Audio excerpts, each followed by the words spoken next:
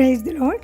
యెషయా గ్రంథము 49వ అధ్యాయము 9వ వచనంలో దేవుడు తన బిడ్డల గురించి ఈ విధంగా మాట్లాడుతున్నారు. నిన్ను కాపాడి ప్రజలకు నిబంధనగా నియమించితిని, తన బిడ్డల కొరకు.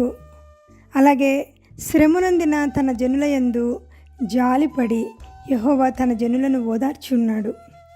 కాబట్టి తన బిడ్డల కొరకు ఎవరైతే ఆయన నామంను పట్టి బాధపడే వాళ్ళుగా ఉన్నారో, ఎవరైతే ఆయన నామంను ప్రకటించే వాళ్ళుగా ఉన్నారో, ఎవరైతే ఆయన పేరు పెట్టబడిన జనులుగా ఉన్నారో వాళ్ళ కొరకు ఆయన చేస్తున్నటువంటి ప్రొవిజన్ని మనం చూడాల్సిన వాళ్ళుగా ఉంటున్నాము.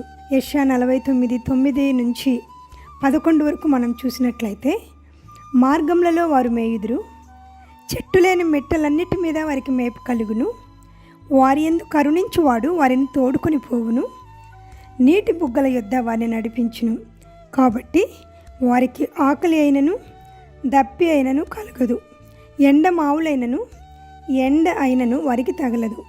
నా పర్వతములన్నిటినీ త్రోవగా చేసేదను, నా రాజ్య మార్గములను ఎత్తుగా చేయబడును.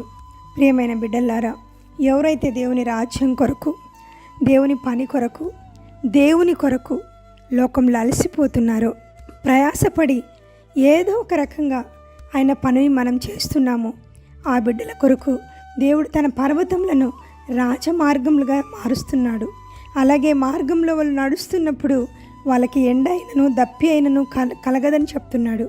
ఎందుకంటే ఆయన తన జనులను ఓదార్చి ఉన్నాడు. ఒకటి, వాళ్ళ కొరకు ఆయన సమాధానకరమైన నిబంధనను ఆయన ఏర్పరిచి ఉన్నాడు. అలసిపోయి ఉన్న వాళ్ళందరి కొరకు దేవుడిస్తున్నటువంటి ఈ వాక్యము ఏంటంటే, మార్గములలో వారికి మేపు కలుగును, వారి యందు కరుణించువాడు వారిని తోడుకొని పోవును. మనతో పాటు మన దేవుడు మనల్ని తోడుకొని పోతాడు. మనం నడిచే మార్గంను ఆయన చల్లగా ఉంచుతాడు.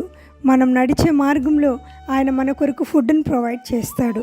ఆయన ఇలాగా ఇశ్రాయేలులను కూడా ఆయన నడిపించాడు.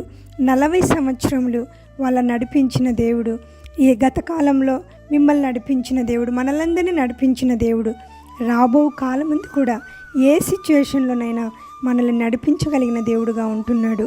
కాబట్టి నిన్ను కాపాడి ఆయన ప్రజలకు నిబంధనగా ఆయన నిన్ను చేసి ఉన్నాడు. దేవుని నామానికి మహిమ కలుగునుగాక. ఆమేన్.